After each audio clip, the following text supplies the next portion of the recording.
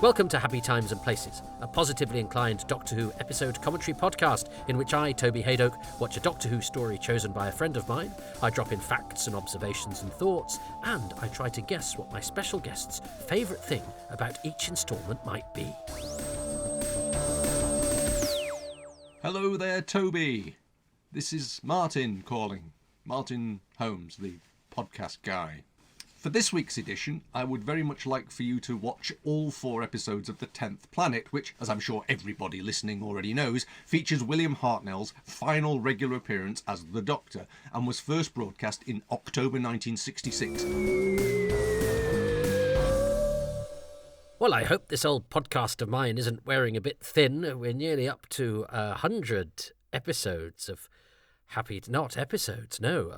stories covered in Happy Times and Places, and we're on a landmark, and we're on the landmark of the landmark. We're on the final episode of The 10th Planet, the last episode to feature William Hartnell as the star of the show, although he does return, albeit on a monitor screen, in The Three Doctors, and also the episode that for many, many years was considered, or at least portrayed in such media as covered such things, as the episode that all Doctor Who fans wanted back more than any. Of course, being a contrary little beggar, I've always been, I would much rather a single instalment from a totally missing story would come back, because I've never seen the need to complete. It's like when I see people say, I want the 2 from the invasion and the 2 from the Ice Warriors, because that would complete the stories. Well, we know what happens in the stories. It's odd, isn't it? But I can see the absolute sense in that, because people want to watch stories all the way through and enjoy the stories as were. But I've always got an eye to the archaeology, I suppose, and because I know what happens in the stories, I don't care, and I'm not going to be showing them to anybody else, so I don't need to explain the gaps. But it's perfectly logical why people would want stories complete. But no, that is not my priority. However, as I've been doing this, and maybe as I've got a bit more recently, I've been thinking, well, is it time to revisit my childhood prejudices and go, well, actually, no, 10th Planet 4 would be, of course it would be an important addition, because it's vital to at least have the bookends of the Hartnell era, and it is a shame of all the episodes to be missing. It's the last one, and how that came to be missing, but we've got the first 3, is so odd. Yes, I know we've got orphaned episodes, I know we've got incomplete stories, but of all the episodes to be missing from the 10th Planet, it's the last one. And yet the vital part of it that we really need for clip shows and the like does exist. Now, does the fact that the clip from 10th Planet Part 4 of the Regeneration went into Blue Peter, there was long a rumour, wasn't there, that it was borrowed by Blue Peter to take the Regeneration out of it and never returned. That has since been poo-pooed, but it may have an element of truth in it. I don't know. It sounds too good to be true, doesn't it?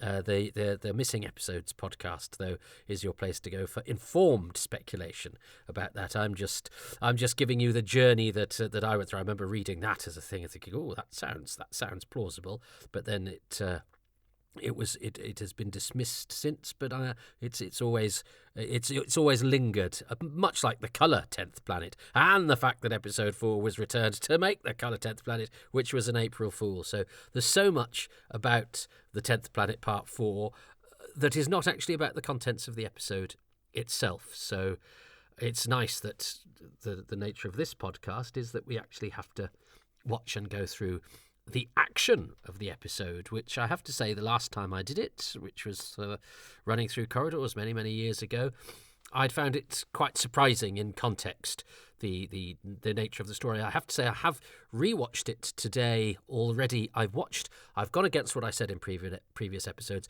I watched the animation today for homework, but I'm actually going to watch along to the VHS reconstruction when I do the commentary, in order that I don't get distracted by moving sketches. I just think it feels purer And I'll do podcasts, I'm sure, in the future about the animations and the contents thereof. But I'm just trying to get to the episodes really, and not any sort of modern interpretations. Faithful though the animation was, and I thought they did a very good job. It's an effective stab. The 10th Planet Part 4 animation. Anyway, we have a number of people who have written in. I instructed patrons to talk not only about episode 3 but also about episode 4, because obviously anything they have to say after listening to this broadcast would not find itself into a podcast, because obviously in my next Happy Times and Places I will be talking about a different story completely. So Siobhan Galichon, who is sometimes William Hartnell, don't you know, says we can go no further without mentioning the ogron in the room. Martin, this is Martin Holmes, our special guest, is responsible for pictorially detailing the history of Gruntley the Ogron, famous for his catchphrase, "It me." Thanks to him, we know about Lovely Joe, Davros and Nida, Adric and the evil Third Doctor's day-to-day life in the bunker on Skaro. Both Martin and Gruntley can be found on Blue Sky, and I wholeheartedly recommend a follow. I concur. I've always championed Gruntley the Ogron, who never fails to put a smile on my face. If you don't know what I mean, Gruntley is spelled Gruntliegh. You just check out Gruntley the Ogron. Lots of fun. Also, says Siobhan, 10th Planet Cybermen are the best Cybermen. So there. Well, I do love the 10th Planet Cybermen. They're very, very good. So there's no need for a so there. But my favourites are the Invasion. Frank Shale says the only jumper. Oh, God, Jumper Gate. There's more jumper action here. The only jumper I really remember from the 60s is Stephen's famous striped polo neck from the Celestial Toymaker. But as you correctly point out, polo necks don't really count if Ben can wear one under his V-neck. Yeah, because they're not like a sort of chunky jumper, are they? They're called roll neck sweaters. Is that the same? Is a roll neck the same as a polo neck? What's a turtleneck? I'm useless at fashion, says Frank. Yeah, I mean, I think when the jumper can of worms was opened, it meant a sort of knitted woolly jumper rather than. But I would totally understand anyone that went, I think you'll find a polo neck is a kind of jumper. It's just in a different subsection. A guy says all will become irrelevant when Cybermen invade, trying to get us out of this jumper conundrum. Then Frank says, you will wear your jersey on your face. That's very true. Andrew Llewellyn says, I've just been watching An Unearthly Child, and the boy sitting next to Susan in the science lab wears a V-neck jumper with shirt and tie in both the pilot and the transmitted versions. Agreed he's not a speaking part, but that must be the first jumper in the programme, surely. But Frank has added schoolwork / clothes. So school clothes count as work clothes, so do they count as jumpers? It's not an optional jumper. Barclay has chosen to wear a jumper.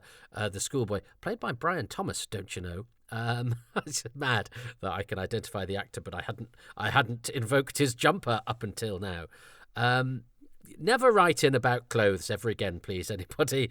But yeah, well, and Frank adds to this, of course, just a thought, do cricket jumpers count? Because there were cricketers in the Daleks' master plan when the TARDIS briefly drops in and interrupts play. I would say that counts more as a uniform, though. Sportswear, this is what Frank says, but sportswear isn't really a comfy sweater for relaxing in, even if it was trendy to do so. Hartnell wears a cricket or tennis top under his jacket in the famous Verity Has a Drink with the TARDIS team publicity photo. Yeah, people who played cricket did sometimes wear a cricket jumper not to play cricket in, but these cricketers in Doctor Who were playing cricket when they were in Doctor Who, so therefore that counts as cricket clothes rather than a jumper in and of itself. Christ. I suspect cricket jumpers would fall under the same category as the ship captain's jumper. Work uniforms. We need to create subcategories, says Guy. Oh, please, God, no. Trevor Smith says, love this episode and very much looking forward to episode 4 because it is very special to me as it was broadcast on my 6th birthday and is, along with Image of the Fendal Part 1, one of the only 2 episodes to be broadcast on my birthday. Hurrah! Well, happy 10th Planet birthday, Trevor.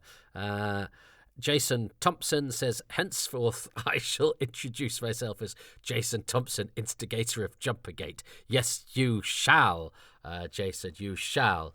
So Guy Lambert and Frank Shales are back again, the Bernstein and Woodward of Jumpergate. So basically this story is about jumpers, right, says Guy, and Frank says there is far too little attention paid to the importance of knitwear in Doctor Who. All we hear about is the ruddy scarf. Frank is back again to say what to say about episode 4. Finally, Frank has stopped spinning his knitwear yarn and is now going to talk about the yarn itself, the story. What about episode 4, says Frank. The regeneration in the novelisation disappointed me slightly. The second Doctor pops out of a kind of concentrated sleep machine, which seemed like a sealed casket, Zero Cabinet style. So Ben and Polly didn't see him change, nor did he have the period of erratic behaviour as his senses settled down. He gets up and speaks to them, which makes the Power novelisation an awkward fit. So I was delighted to see in the clip on the Lost in Time DVDs that they do actually see the Doctor out in the open, actually changing his face. They got into the TARDIS just in time. It seems he had second thoughts about locking them out, literally out of the ship and figuratively out of a key point in his life, as he had done with Susan. Such a spooky scene with all the controls going haywire. Still the best regeneration in my book, though I love Logopolis' one too. Jason Thompson says, who's hopefully putting Jumpergate behind him, I did one of Joe Ford's Hamster with a Blunt Penknife commentary podcasts on the power of the Daleks, in which I said I thought there were two key decisions the production team made when changing to Troughton as the Doctor. The first of them being to have him change on screen and in sight of the companions. We all saw him change, so a lot less room for the idea of an imposter. The other, less relevant to this story, was giving Troughton a different personality, so it wasn't just younger Hartnell. Those two choices, I'm sure, are critical to how we still have Doctor Who as an ongoing series to this day. I think you're right, Jason. Lisa and Andrew are. On the subject of misspellings on the credits, we were going to mention that Adrian Bishop Laggett on sound, who became president of the Institute of Production Sound. He's very famous in the world of sound, Adrian BL, was credited on the old episode 4 Telesnap Recon, that's what I'm about to watch, as Adrian Bishop Baggett, as if he was some variety of French stick, but it's been corrected on the animated version currently on iPlayer. So we won't mention it after all. Well, you have, Lisa and Andrew. Lovely to hear Martin doing these episodes. A thoroughly decent chap. David Gillespie Pratt says, the cliffhanger to episode 3 is another superb piece of direction. There's a real sense of tension throughout those final scenes with the countdown. Then we have that great shot tracking across the set from Ben and Polly taking in the supporting cast and finishing on that close-up of Cutler. From Ben and Polly taking in the supporting cast and finishing up on that close-up of Cutler. Much better than the camera-scripted version, which was much more static. David, I think, spends most of his days snuggled between the pages of camera scripts, which is why he makes very interesting YouTube videos. David says, 10th Planet episode 4. What more is there to say about this episode? Quite a lot, I think, as despite all the clips, telesnaps, etc., there are still things we can't see. Do we see the Doctor becoming more frail and weak, for example? Hartnell does have some nice moments, especially when making his bargain with the Cybermen, and he's allowed a few last moments of righteous indignation before being carted off to the spaceship. Good grief, says Jason Thompson. What have I started or indeed instigated? I am always slightly distracted by the fact that Gordon Craig's fainting moans sound nothing like Hartnell, which is unfortunate but hardly something to criticise a production team making a rapid change on the fly in an era where they certainly never expected us to be seeing it decades later. This and episode 4 contain a couple of dialogue fluffs that were never mentioned in things like the discontinuity guide. I know what you're going to say, Jason. You're going to say Grotty Plonit Mandos, which is one of the biggest fluffs, courtesy of Michael Craze, because he gets two adjacent words sort of muddled and completely wrong. Which the teen me, says Jason, was absurdly happy to have spotted. Yes, me too. Barclay tells Ben to find the panel marked plug servo leads, but the panel is actually labelled pump servo leads, which makes more sense. David Doddermead may have realised he fluffed it as he was writing, since he writes... David Doddermead may have realised he fluffed it as he was writing, since what he writes look neither like plug nor pump. And I fluffed too there, Jason. It's a fluff pandemic. Then in the next episode, Michael Craze gives us... I hadn't noticed that David Dudmead one, by the way. So that's... you're never too old to be given a new fluff. You're never too old to need a bit of fluffing. Now I'm on the Hamster in the Blunt Penknife podcast. Then in the next episode, Michael Craze gives us the wonderful fluff of referring to the planet Mandos. Some delightful vowel switching there. The space nerd in me loves that the last moving pictures of the Hartnell era are, I'm pretty certain, taken from film of the Saturn V first stage test firings of the Apollo program. Those test firings had only been started a year before production, and no Saturn V rocket would be launched until the end of the following year. So this and the Gemini footage from episode 1 make for some very up-to-the-minute stuff from the production team when it comes to the spaceflight elements of the story. That's very interesting. I know nothing about such things, Jason, so thanks for that. Stock footage guru, Jason Thompson. You're putting your jump... You instigate one jumper conversation, and no matter how many things you put out there about stock footage, you'll always be Jumper Thompson to me. Frank Shale says, I think they said it was Blue Streak, but I might be wrong, and Jason comes back in. Blue Streak is the rocket in the opening shot of episode 1. The engines being fired are not right for those and look much more like F1 engines as used in the Saturn V first stage. It's poor quality film, so hard to identify, but I've seen a lot of that test footage, so I'd bet on it being the SIC stage static test firing. God, it's all got very detailed with the... is this what you came for? The stock footage talk? I like it. Jason Thompson also says, also going to fly the flag for Hartnell episode 4. Everyone says it's a damp squib of an ending for him, but I don't think this is the case. It's interesting, Jason, because I kind of felt this watching it, the animated version this time around. It had lodged in my head that Hartnell was barely in it at all, and actually he gets loads to do, as we'll discover. Anyway, this is what you're saying. His bits in the first half of the episode, says Jason, negotiating with the Cybermen, are great. I think we have become so used to the idea of a regeneration episode focusing heavily on the Doctor, making some big dramatic sacrifice, we forget that was never the intention. This was only supposed to be a way to change the leading man so the show could carry on without Hartnell, and was conceived as an old man renewing himself. In that respect, his old body wearing a bit thin and basically collapsing from exhaustion and dying of old age worked perfectly here. There is a suggestion it's related to Mondas's energy draining, but that's never made explicit. All the guff about regeneration limits and incarnations and the like is years away. Jack Sharp says, not only do we lose the Doctor in this episode, we also lose the Cybermen, with them only making a cameo appearance. It feels very odd. Imagine if the Daleks had taken a week off shortly after their debut. Oh, this is Jack talking about episode 3.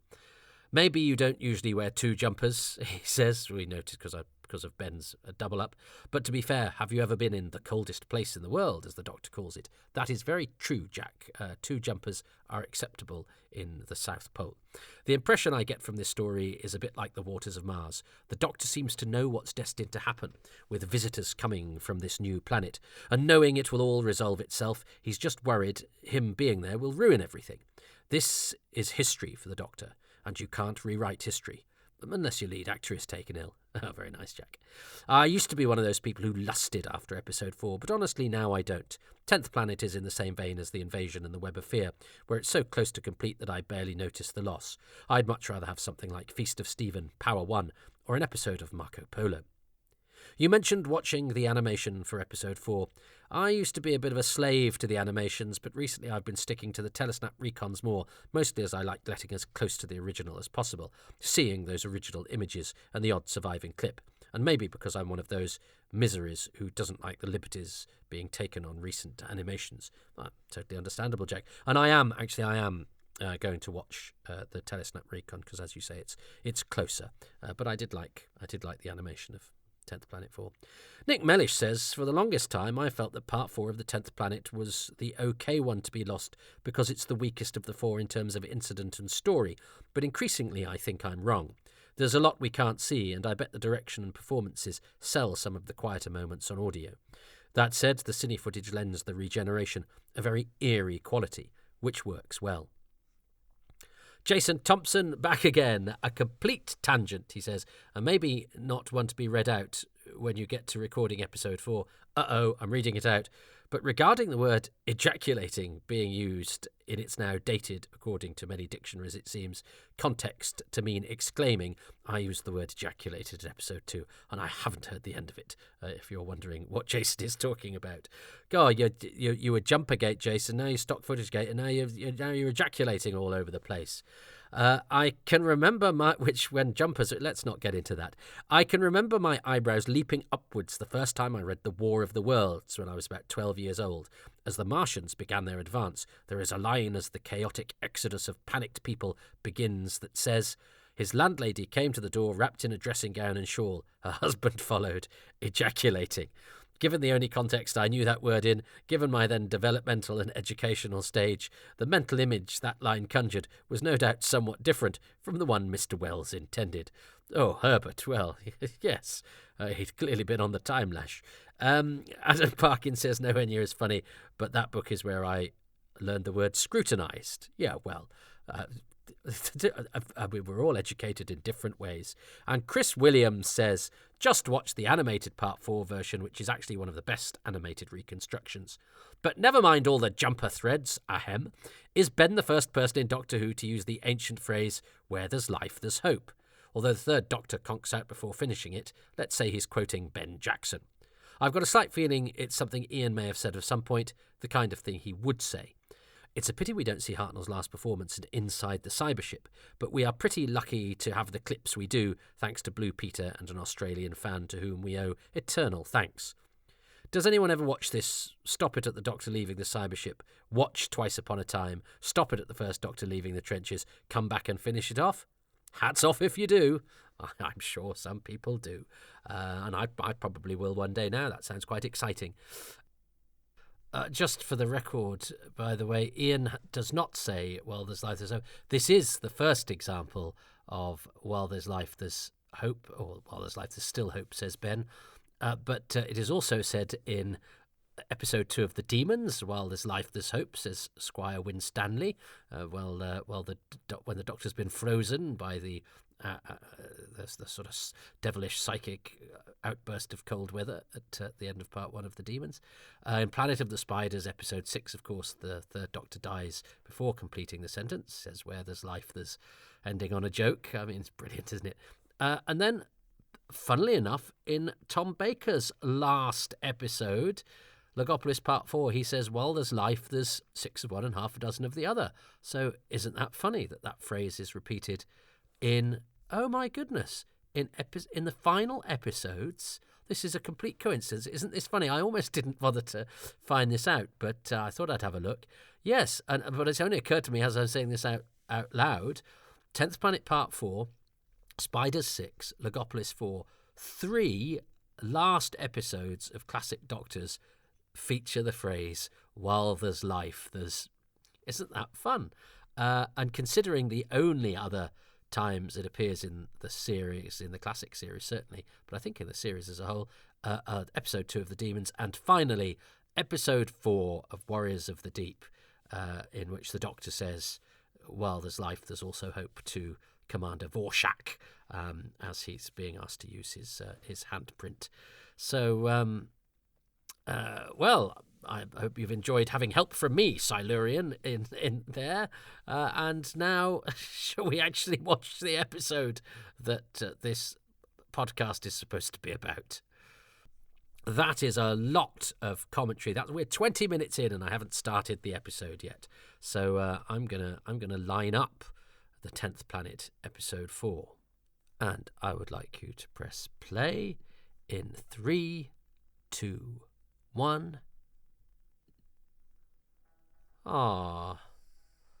So yes, the last time that these titles morph onto the screen to herald an episode starring William Hartnell as Doctor Who, although because of course this is the first episode of the first story recorded for production block 4, he's essentially a guest star, really.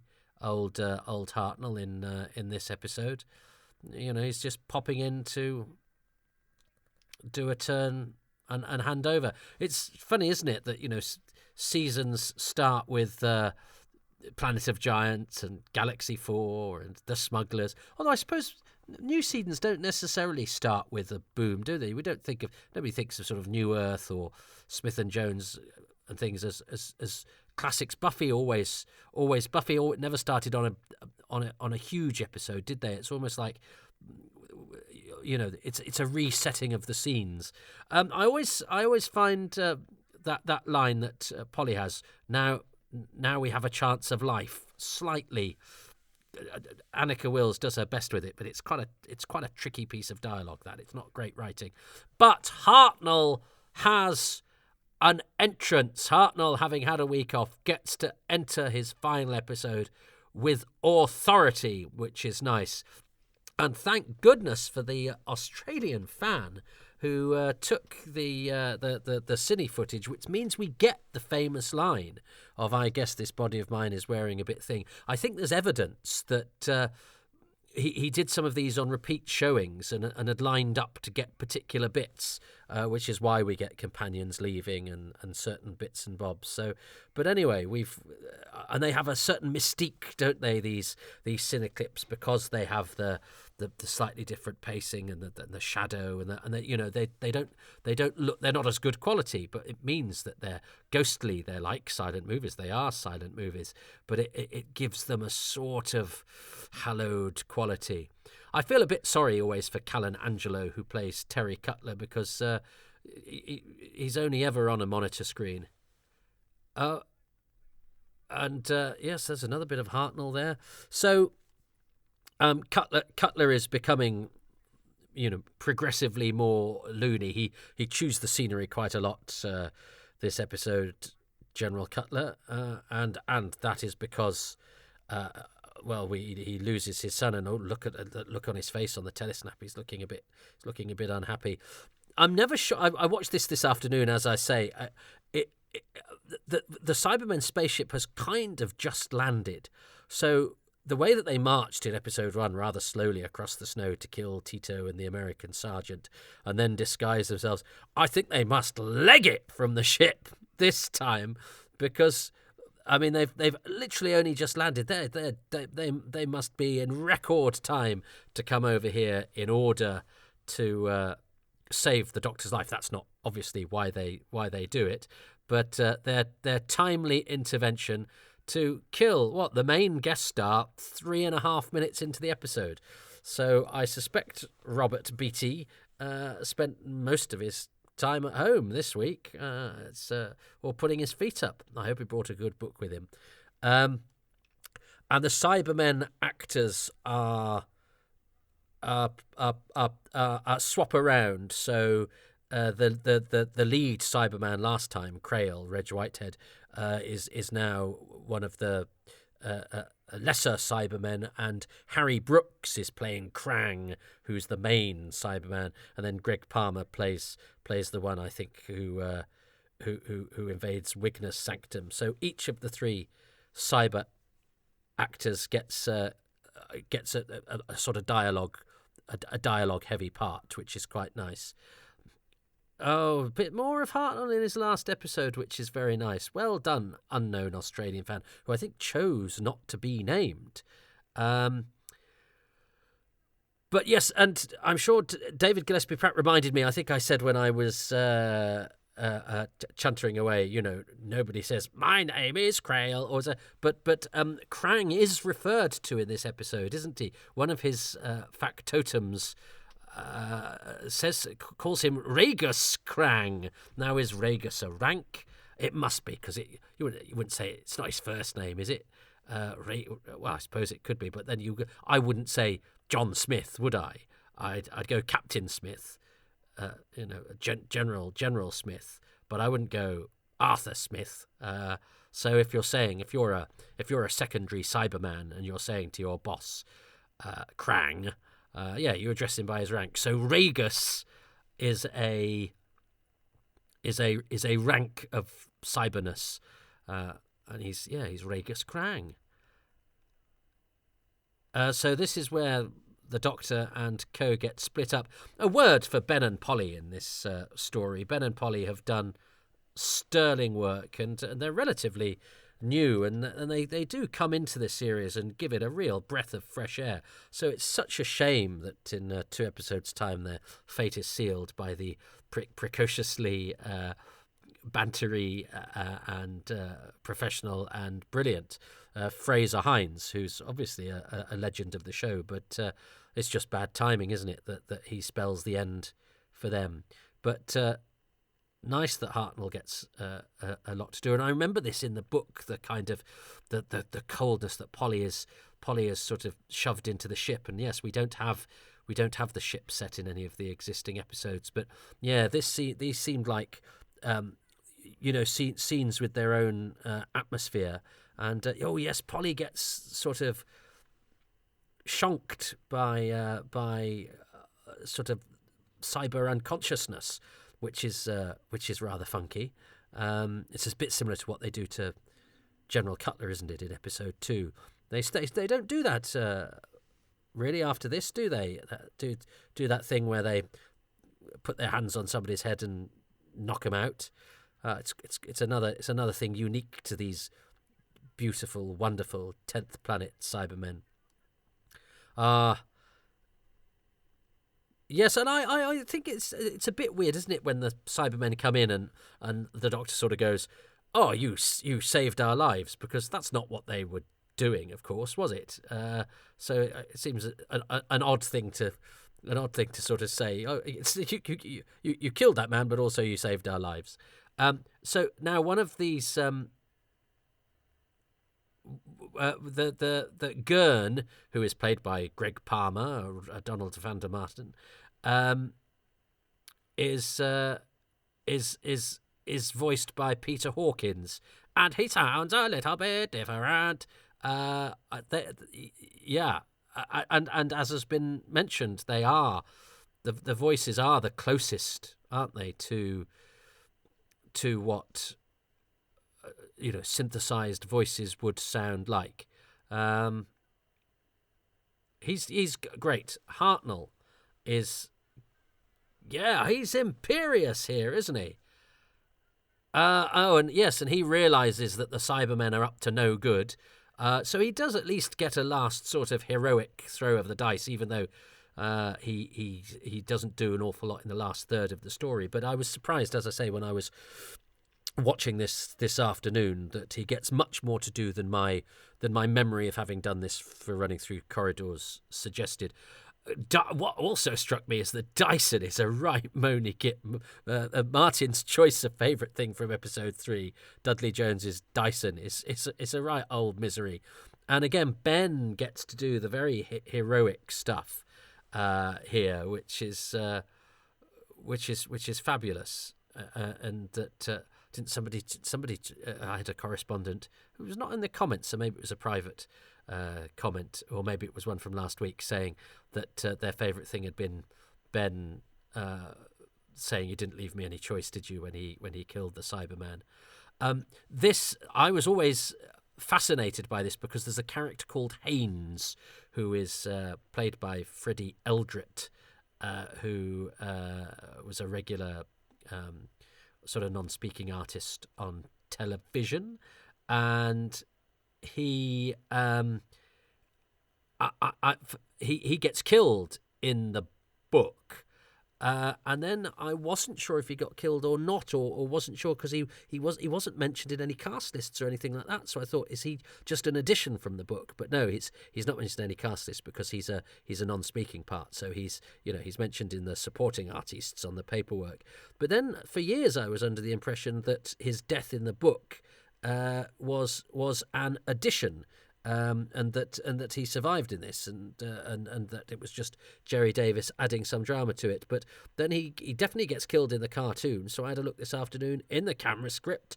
I did a David Gillespie Pratt, and Haynes is there getting killed in the camera script. It's not there because I don't think it's mentioned in the Telesnap reconstruction, in the Telesnap a photo novel, because I don't think any photos cover it. So yes, I was always a bit murky on the fate of Haynes, but I've confirmed to myself today for sure, having originally thought he died and then thought maybe he didn't die. I've looked properly and closely today, and Haynes does get killed. Haynes, played by Freddie Eldred. So there we go. That's the death of Haynes is confirmed. The non-speaking, but of course nobody has a line going Haynes is dead, because he's a non-speaking artist, so he doesn't. There's that nobody bothers to mark his passing. This is the first in a line of things that the invincible Cybermen are susceptible to, and it's radiation. Soon it will be the weather and emotions and gold, but that's okay. I think it's quite fun if in every story they go, okay, what can defeat the Cybermen this time? I think if you set them up as invincible, it's it's a good starting point, but it would be boring if you couldn't find a weakness. And it's lovely that Ben is given the agency to discover this, and also to sort of G up these guest characters and get them to be heroic and go on the march, because, as we will discover, the plot, as much as it is that actually nobody need do anything bar stay alive, and the planet Mondas will fracture and melt. There's a lovely sort of cold atmosphere. And the Doctor has been shoved off into the cyber ship. So what? We're 12 minutes in. We're halfway through, and the Doctor is sort of tied up in a spaceship. But that's because he's done that heroic bit of telling Barclay and Ben, not to cooperate too much. And I do love the fact that he's got fingerless gloves. I love a fingerless glove. I have fingerless gloves myself. But I think a certain kind of old man can carry off fingerless gloves rather well, in the way that Hartnell can. I'm loving all of these cine clips. I'd forgotten there were quite so many of them. But I love the fact that Hartnell's Astrakhan hat bookends his era. I wonder if, because he hadn't worn it for ages and ages and ages, and then he's got it again in the War Machines, hasn't he? And here it is back for his final story, having not featured too much in his era. So that's a happy accident, I think, because one of the things we know for sure about the 60s is that things weren't really sort of planned, and lots of things were last-minute expedients, and nobody went and pored over the old episodes. A costume designer would come in. So I wonder if he'd asked for it back or what. I wonder how that happened, because I don't think all of this stuff was planned in the same way that we now homage stuff left, right, and centre. One of the things I like about the 60s is that you get sort of one-off things, whether it be a titles like the way that the credits are rendered in this, or a piece of music. But then again, the piece of music that debuts here as the cyber music, Ragos Krang, that's it. Ragos Krang, says his mate Jarl, who's presumably, I don't know, Boff Jarl. I've just made up a cyber rank, the Boff. But Ragos, it's a shame. It's a vowel away from Regis. If he'd been called Regis Krang, I like the name Regis. It's quite a good name, isn't it? Regis Krang and Eugene Jarl. But I don't. But anyway, This music I always associate with the sort of coldness of the pole. But yes, the Martin Slavin's space adventure music becomes the cyber theme. So they must have had a list somewhere, or somebody must have remembered and gone, well, because the next time we use the Cybermen is the moon base, and it's a different director. But presumably all the sound guys must have had a sort of register and gone, oh well, yeah, last time it was these monsters, we used this music, so let's whop that in again. They're big. Nobody talks really about the cyber tray guns. I do quite like the cyber tray guns, but in the in the book, of course, their lamps look like they're powerful as well. And I think having the lamp as a weapon is a good use of this very big and bulky design. I have a regret that I'm seeing a picture now of it's the close up of one of the Cybermen. It's the close up of Krail. in profile, and Reg was rather taken. Reg Whitehead, when I visited him, was rather taken with that picture that I showed him. And I said I'd do him a print and send him a copy, and I forgot, and then I remembered far too late, and Reg is no longer with us. But I'm sure when he passed away, he wasn't thinking, if only Toby had sent me that picture. But anyway, he was a lovely man. Reg Whitehead, the inventor, no, not the inventor, but certainly a man who made some money because he'd been helping some actor friend. He'd been helping an actor friend, I think, move some gear or sell some gear. He helped a mate out in between jobs, and one of the things they spotted on these piles of things that were sort of surplus, I think, or whatever, was this executive toy, Newton's Cradle. And he went, oh, I quite like that, and he and his friend, I think, got the license to distribute it or sell it or whatever, and they hawked it around and made quite a lot of money, I think. I'd love to see these scenes of the Cybermen collapsing. I think Reg has just whispered to one of them how much he's made out of this executive toy, and they've melted in shock. But yeah, so see, this is why it's worth talking to everyone from Doctor Who, because Reg later became a horse breeder, and lived in a lovely place in sort of around about, it wasn't Newbury, that's where my nan was from, but round about there. No, maybe it was Newbury in Berkshire, and was a great man of horses, and had a very lovely home and a lovely wife, and he was a nice man, old Reg.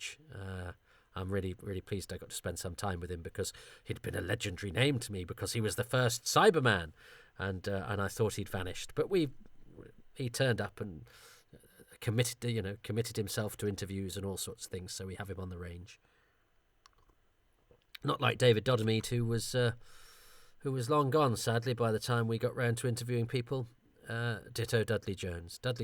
I thought Dudley Jones had died a lot earlier than 1990, but I did check it.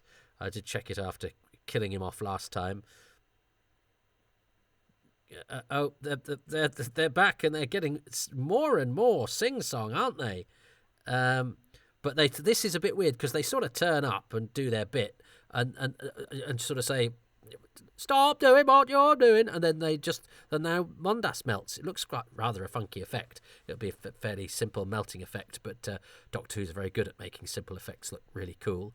The end of Mondas, and here comes Martin Slavin's music, and again we get melty Cybermen. So I bet this will have been a bit cool and had a recording break. But I suspect Derek Martinez would have made this look good. That sort of shriveled cadaver looks pretty good, doesn't it?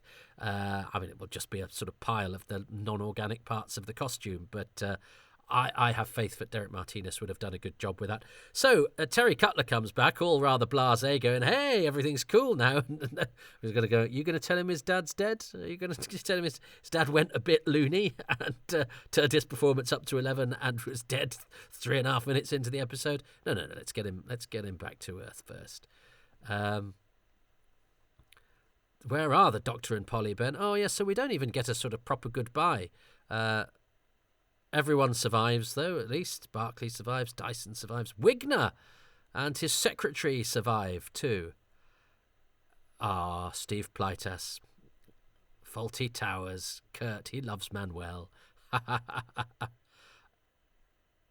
And thank you, Dr. Barclay. I do like... David Doddermead has a lovely quality as an actor. So here we are in the cyber ship, and the Doctor's just sort of collapsed. The Doctor's taken no part in the drama. And you know, this is, I think, a valid criticism, really, that the Doctor stops doing anything about halfway through. But also the fact that the whole plot hinges on the fact that the Cybermen are doomed before they've begun. But that has been nicely characterised by some correspondence, hasn't it? Saying, well, basically, it's just a race against time and keeping everybody alive while the inevitable happens, which is legitimate, I think, especially when there's so much going on. And let us pause to note this last piece of dialogue that we have captured of William Hartnell. It's practically his last words. It's far from being all over. And look, the way that he comes right close to the camera, although his last words are here. But with that's pretty good of the Australian cine person who got his famous nearly last words. It's far from being all over. Aren't his last words stay warm? Oh, and he's giving it some welly, is Hartnell. He's obviously frail and knackered. Oh. And, these days the regeneration would have started already. He'd have already been shot like 10 times. He'd have said a number of moving things. He'd have probably communicated with Stephen and Dodo and Ian and Barbara and, hovered over Susan's house. But here it's quite perfunctory. But yes, we didn't know we were making history. We were just trying to carry on with the show. So, it's in a way it's remarkable how unremarkable it is, but in another way it's entirely predictable. Nobody knows that they're making history. This was an expedient because of the nature of the leading man's relationship with the show, and I think the cine quality here really helps with this scene. I mean, again, it looks like it's beautifully filmed because of the way that the camera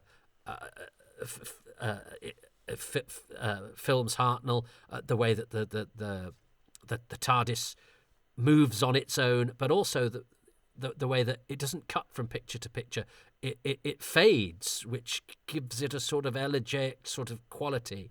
And I wonder if we see Hartnell fall, because we don't have that. I suppose he must, but it seems so sort of quick, really. After that, the TARDIS and the lights are flashing.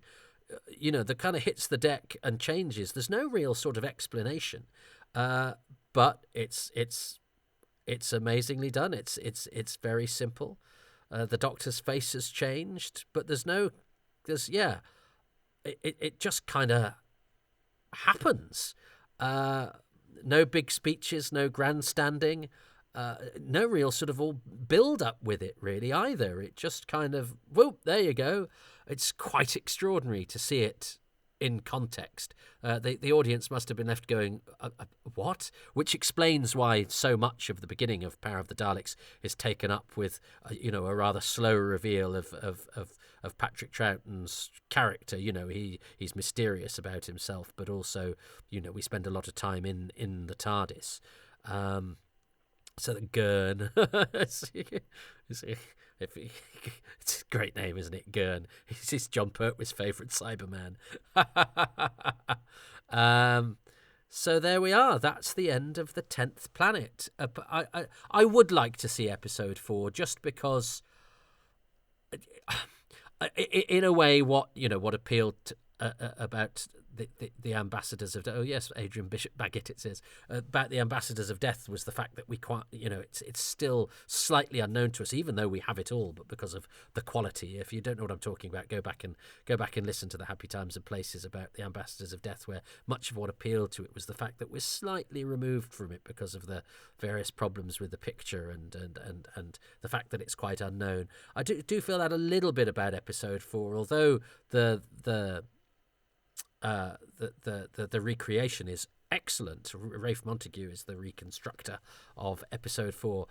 Those cine clips, it's lovely to have them, but they're what we're used to now, but they don't look like they would have done. They're not good enough quality. They have that ghostly, they have that flickering line going up. The blacks are darker, and the picture is not as clear, which actually really helps, I think, with that regeneration scene. But it does mean that we might think we know it, but actually it would have been, if we do get it back, I think it will be a surprise. But I would like to see those last 3 or 4 minutes play out as they were supposed to, because we do have gaps in our knowledge of exactly what was going on. Hartnell's there at the TARDIS, and then he's on the floor. Do we see him fall? Well, actually, what does this? Well, I mean, let's not trust the camera script, but it's when in David Gillespie Pratt, we must, because David does so much of that, and he's found out lots of things about missing or bits that we don't know about. 10th Planet 4. I've even got the first draft without the regeneration, haven't I?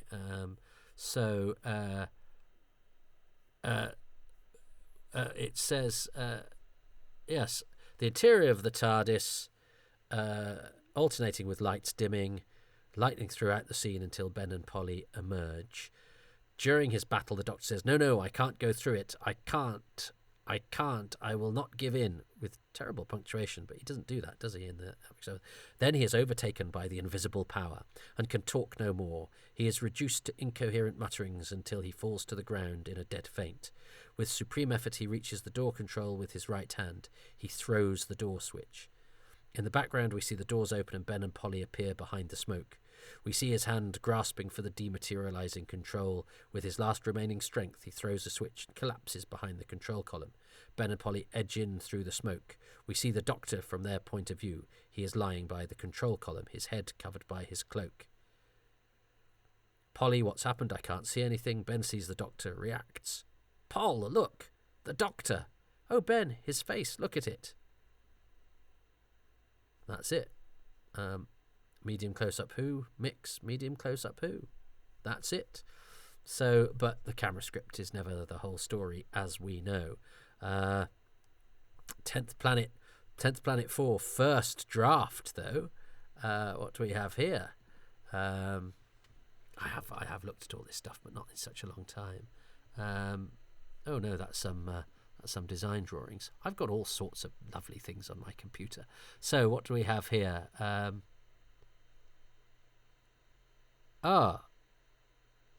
Will the Earth go back to normal now? Doctor Who says, yes, child. The returning energy will produce some severe storms.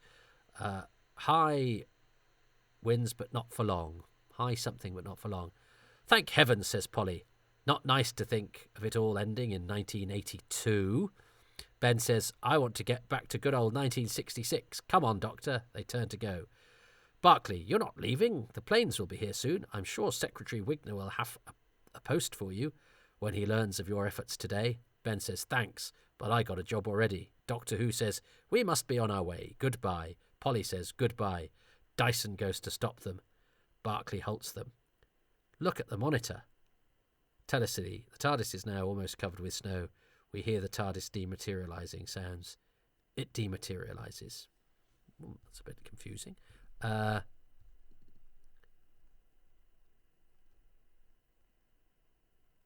Barclay, turning to Dyson. If the Cybermen came from Mondas, just where did they come from? Oh, okay. Well, there we go. So I think the inference there is that they got to the TARDIS almost as quickly as the Cybermen got to the base. Ha ha ha ha. How fun! Well, there we go. That's. I will obviously go into that script in more detail in too much information, but isn't it lovely that we have those things? So I have to choose two favourite things about the 10th Planet, Part 4. Well, the first one, of course, is going to be. So, well, one favourite thing about the 10th Planet Part 4 and one overall favourite thing. Well, I'm going to choose the regeneration. Of course I am. I love the fact that it happens silently and that, even though in the script it seems a little perfunctory, it's just like the Doctor's a bit knackered and off he goes and collapses and he doesn't even have any dialogue sort of alluding to exactly what's going on. It's all hints, The director, Derek Martinez, makes the most of it. He makes us feel like something strange and important is happening, and we kind of need that in retrospect. It needs more than is there on paper, I think, and the sort of ghostly, the flickering lights, although they are in the script, and the TARDIS controls moving on their own, and those sound effects, and the way he films Hartnell, and particularly I think the fact that the vision mixer chooses to, Shirley Coward is the vision mixer. Let us give credit to that important name who appeared on the credits of so many Doctor Who's, fading between one and the other. It really does give it a feel beyond what we might expect, considering, as we say, we didn't know this was going to be the first of many, and that we'd be talking about it 60-odd years later. But also what regeneration represents, the fact that it secured the future of the show, and it makes the show have this unique element that the character remains, but different brilliant actors are come and give their twist on the character, so long as the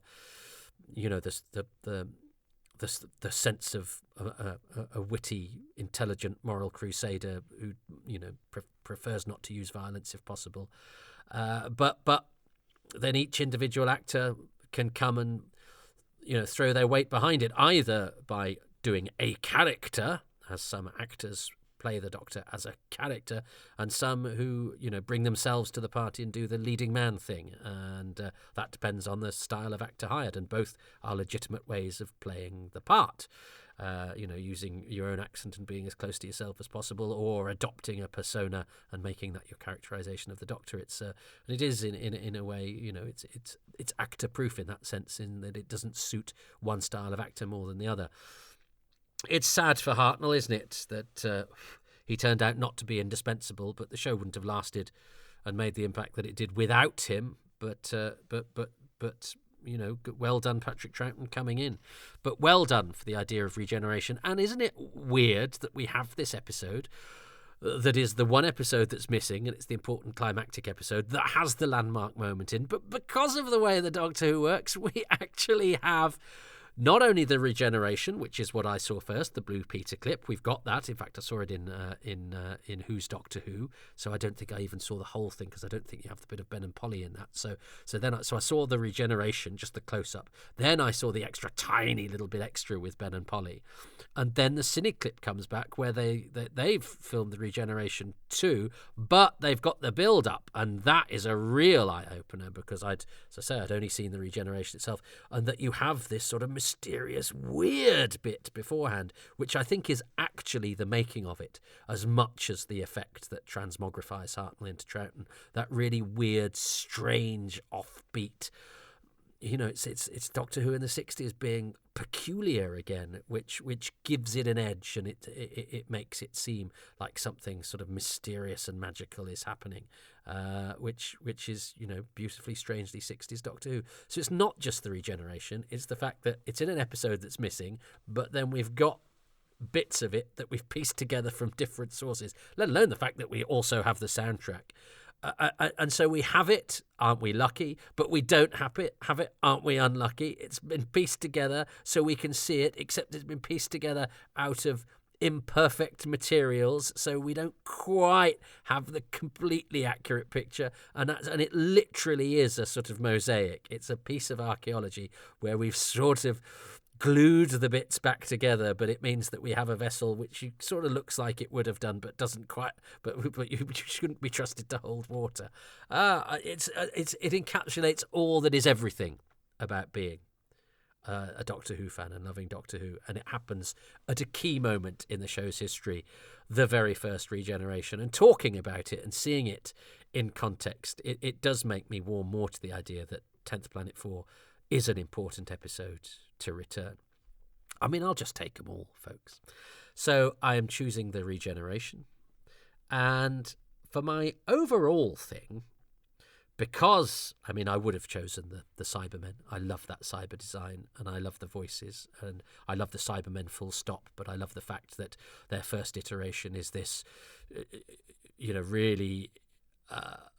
very, very quickly abandoned look, and yet it has charms all of its own. And the fact that they then came back all those years later, with me having for years thought, well, they'd never do them like that now. And that's what we all thought. We thought, well, yeah, the first ones were a mistake. They're too big, they're too bulky. You'd never make them like that these days. And then they did all that time in the future, and they really worked.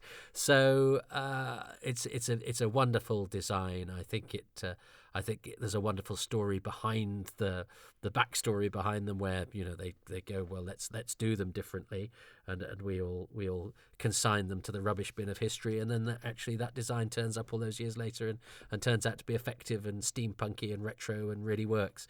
And as well as the voices, which have been much discussed here. So I would have chosen the original Cybermen, but I played the game badly, and Martin, of course, got in with those much earlier, which is what I should have done. So let's go away from history. Let's and I'd love to maybe choose Ben and Polly, because I think they really shine here and they show their worth as companions. And I think Michael Craze and Annika Wills are brilliant. I love what they do to the show when they come into it.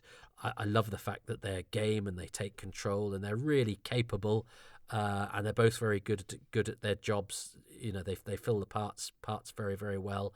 And I think the script writers feed them into the scripts very nicely, and they're capable of taking on the bulk of the action. So big up Ben and Polly, who I think are a favourite companion duo of mine.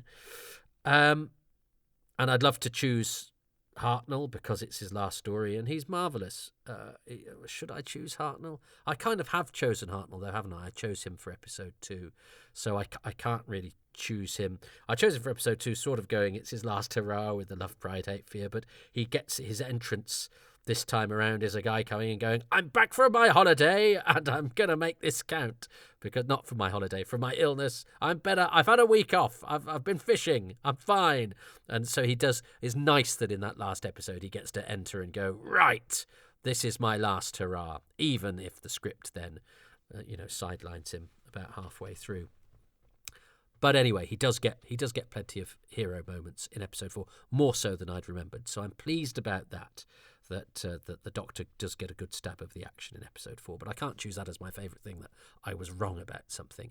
So what I will choose as my overall thing, I'm going to put history to one side, put the Cybermen to one side, put Hartnell to one side, and I'm going to choose base. I'm going to throw 10th Planet under the bus because I'm going to choose Base Under Siege.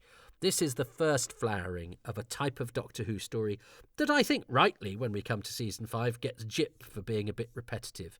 And yet it is a style of Doctor Who story that I love. Throw a group of characters together in a small setting, have them besieged by some exciting monsters, and have them killed off one by one. You get better, although Dyson and Barclay are great, particularly Barclay.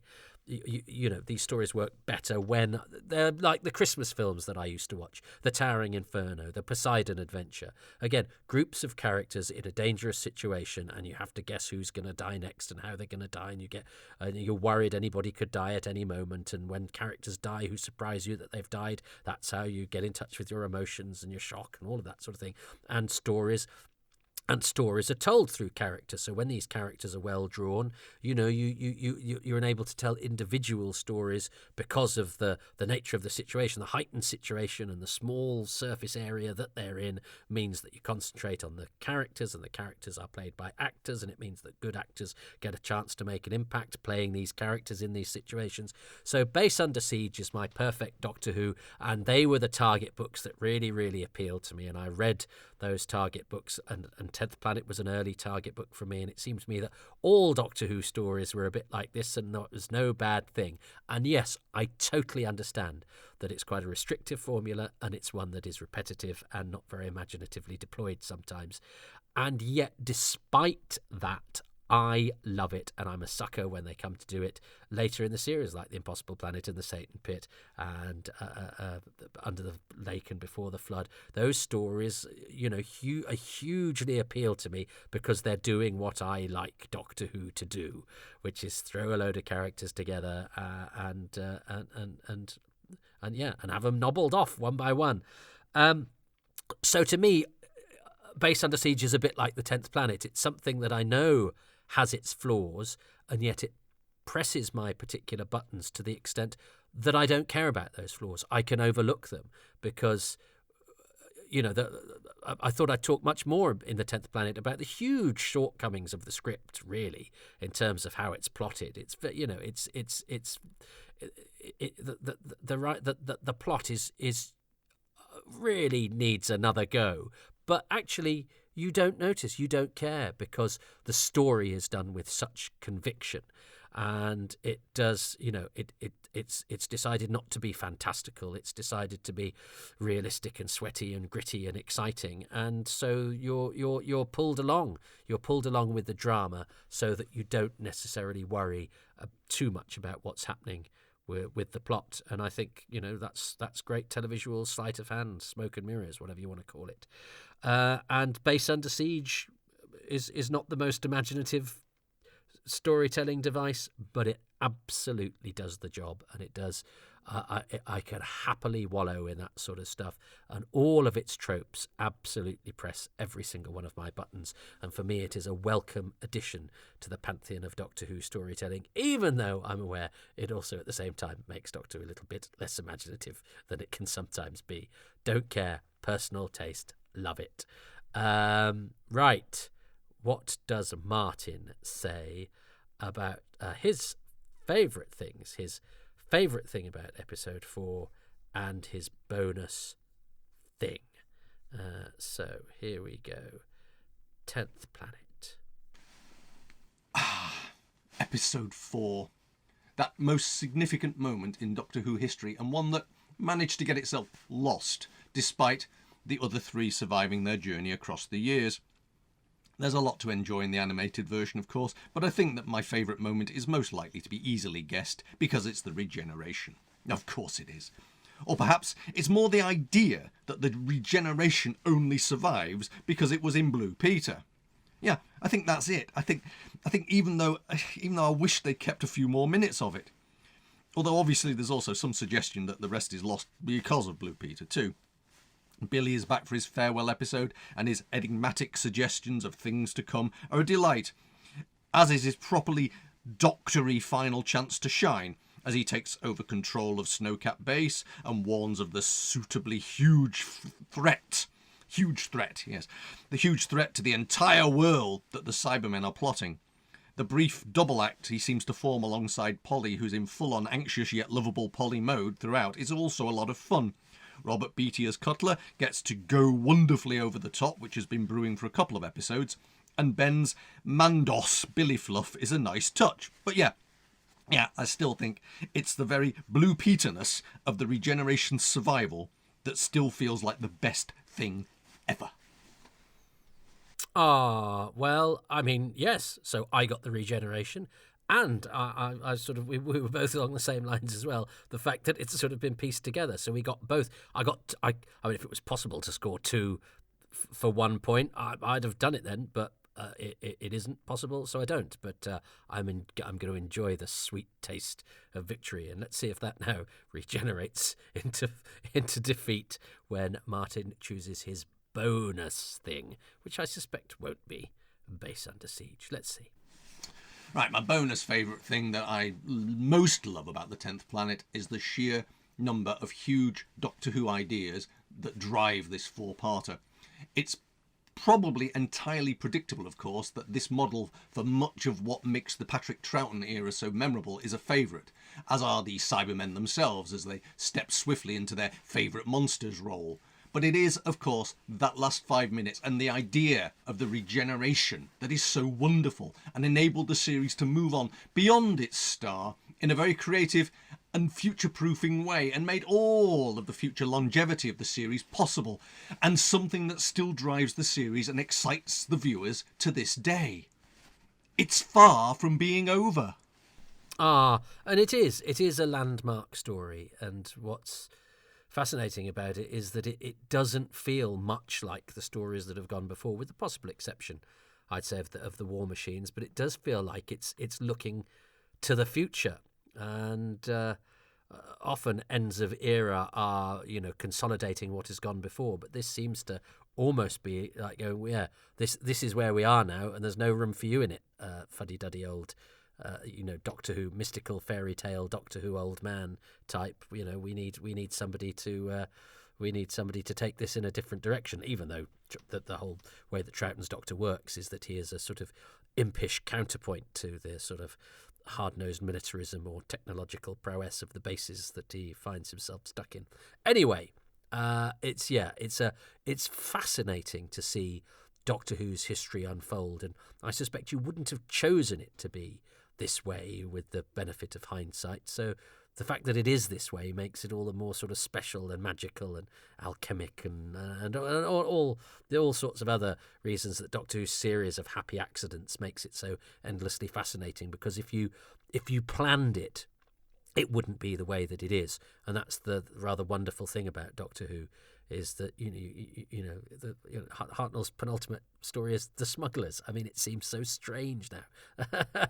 And here we are. The 10th Planet is his last, which has the first appearance of the Cybermen, the first regeneration, but feels as different as it does, and yet, by season 5 will be very familiar. But anyway, do I get a point for that? Don't think I do. It doesn't matter. I've lost anyway. But there is more. There is more from Martin. So let's hear what he's got to say. So there you are then, Toby. I hope you enjoyed my blindingly obvious insights into the televisual delight that was the 10th Planet. I'm sure you found far more insightful and interesting things to say about it than I did, but as pivotal turning points in Doctor Who go, it's not a bad one, despite some of the stick it sometimes seems to get. And the First Doctor is a lot less troubling in this than is suggested in Twice Upon a Time, I think. Anyway, I don't really have that much I can tell you other than to mention that your listeners can hear me most Sunday evenings at 7 p.m. on the internet radio station Fab Radio International for my show Vision on Sound, in which we try to discuss archive television and all sorts of matters related to that, which is also available as a podcast via anchor.fm. And if you want to take part in that show, feel free to contact me via @VisionOnSound1 on Twitter. You can also find me once a month on the podcast An A to Z of UK TV drama, which I do alongside Andy Priestner. And I also pop up from time to time, nattering about old TV shows, music and films on Lisa and Andrew's Round the Archives podcast, Warren Cummings' Cinematic Sausage, and Paul Chandler the Shy Yeti's Shy Life podcast. Such a media whore, I'll turn up on a podcast for anyone who asks me, really. And whilst I'm terribly bad at being pushy, there are inevitably a couple of books collecting together some of the writing and artwork I did for Round the Archives, available via Lulu if you type in Martin A.W. Holmes, as well as my children's book of Nosferatu to the Dancer, the last of which is part of my spectacularly unimpressive attempts to build myself a career as an artist and illustrator over this past few years. Finally, give my pal Gruntley @ogronver on Twitter a follow, and I've never met the lovely guy who acts as his Earth agent, but he's always been very supportive and kind about the various cartoons and other scribbles I've done in response to his humour for several years now, and he's rather brilliant. So that's all from me. I hope you enjoyed my contributions. Many, many thanks, Toby, for asking me to join you on your show today. Goodbye for now, and take care. I really like Martin. He's such a beacon of enthusiasm, and he is. You can see it in his hands and in his. It's like the David Bellamy of TV fandom. He wants to get right in there and really enjoy it, and he just exudes goodness and enthusiasm, and is one of those lovely people. And since he recorded that, Blue Sky has become a thing. So he mentioned Gruntley on Twitter /X, but Gruntley T Ogron is on Blue Sky. So find him there. And do check out some of Martin's, or all of, if you can, but certainly give yourself a taste of some of his other output. I've spent a lot of time in the garden with the A to Z of television drama, and sometimes about stories that I've programs that I've either not seen or haven't seen since they were on.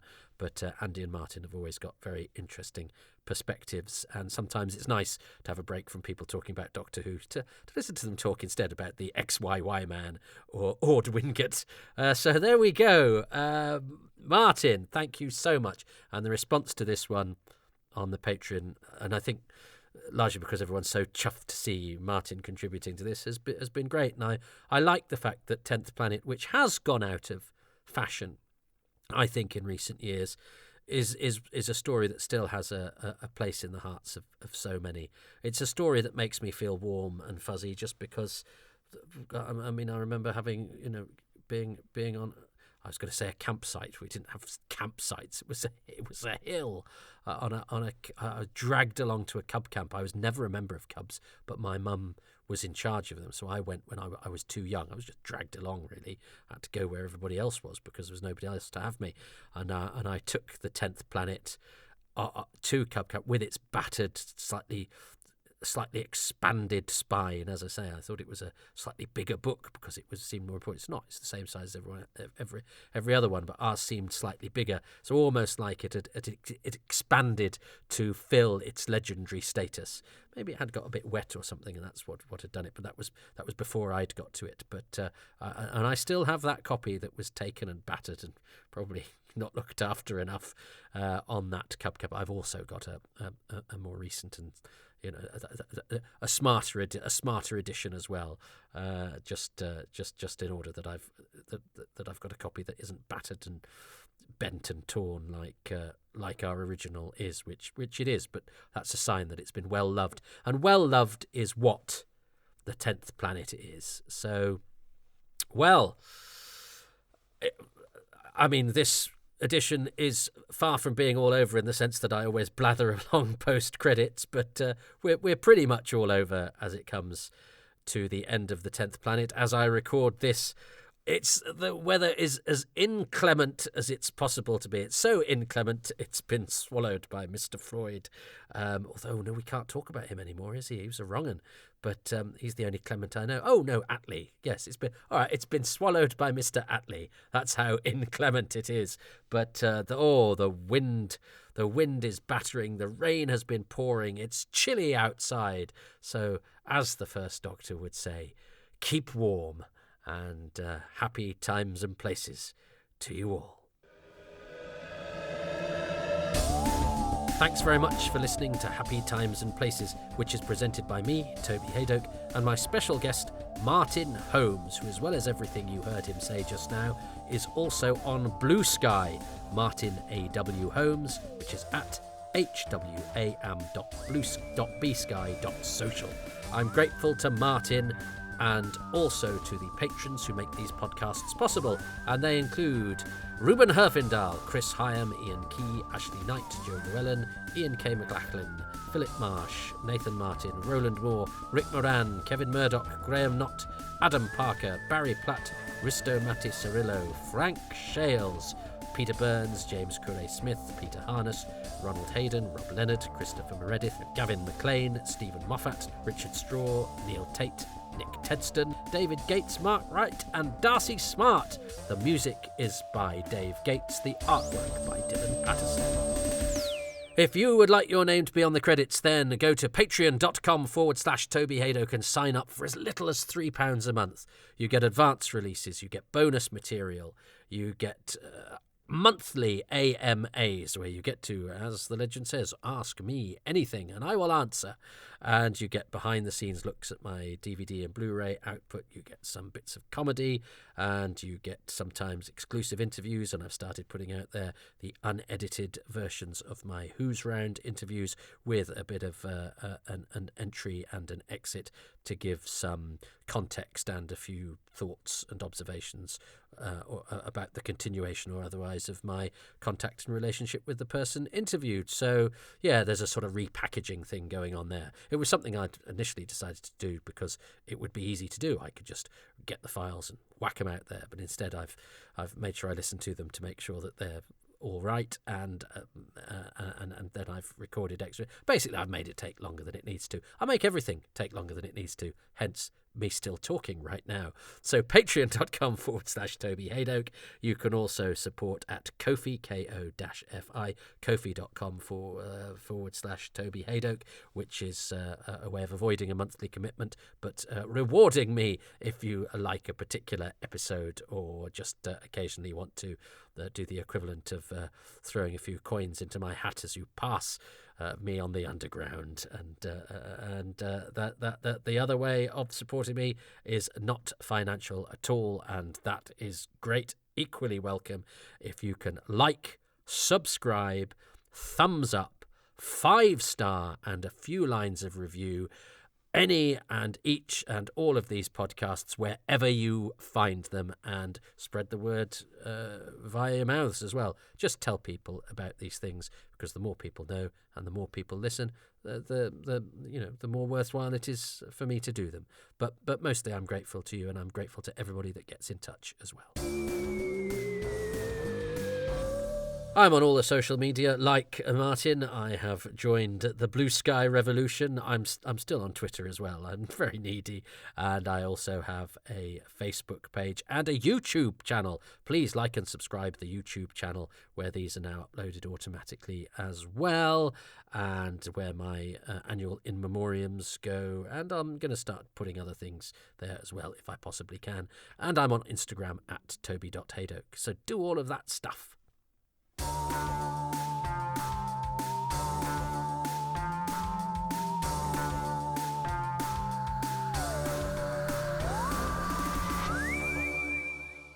So there we go. That's the end of that. I'm currently in the throes of doing my annual, in memoriam end of the year, looking back, which seems appropriate for the 10th Planet 4, which itself marks the end of an era, second story into the run. That's weird, isn't it?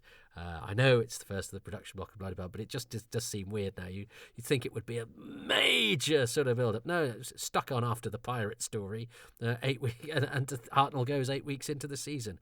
Really weird. And with a month to go for Christmas. So round about... a couple of months, isn't it? A couple of months to go before Christmas. It was November. So, October, November.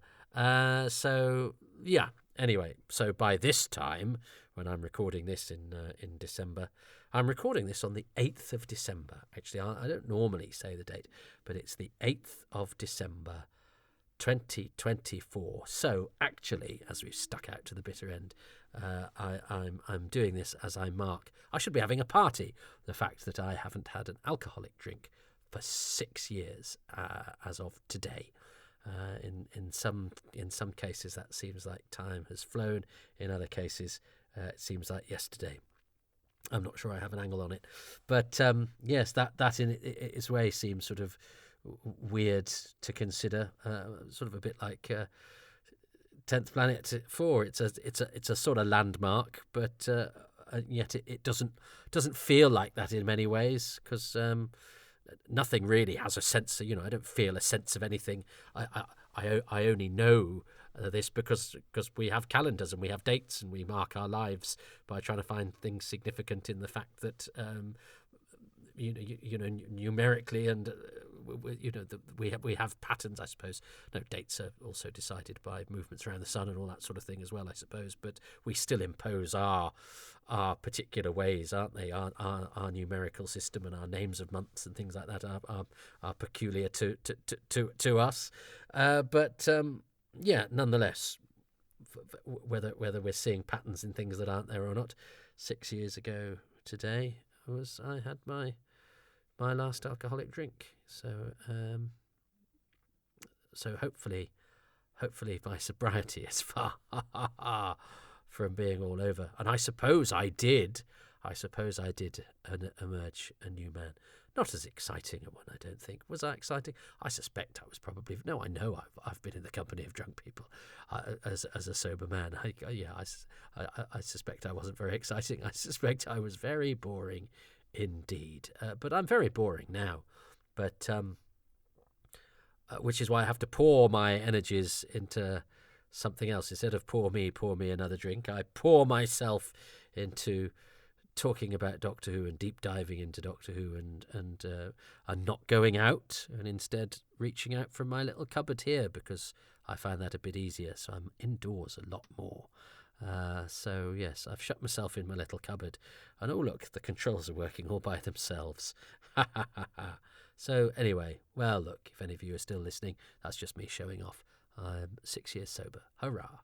And and I suppose if you're somebody for whom that chimes, if I can do it, you can. I wrote a blog this time last year on my website, tobyhaydock.com. It's called 5 Years Sober. A lot of people have very touchingly said it helped them, which surprised me. I just thought, again, it's sort of showing off, really, isn't it? It's just attention seeking, and alkies are attention seekers, so are performers, trying to get our approval from other people, using either performance or a social lubricant. It's yes, it's all part of it, and I've quite hard on myself in that post from last year, but people found it quite useful. So maybe a bit of tough love, maybe a bit of honesty about the whole process. But if that chimes with you or a loved one, go and check that out. Well, who'd have thought that instead of talking about the 10th Planet Part 4, I was talking about that. But there we go. I suppose, as I say, it is slightly appropriate because it's about becoming a new man, or just less of a stupid one.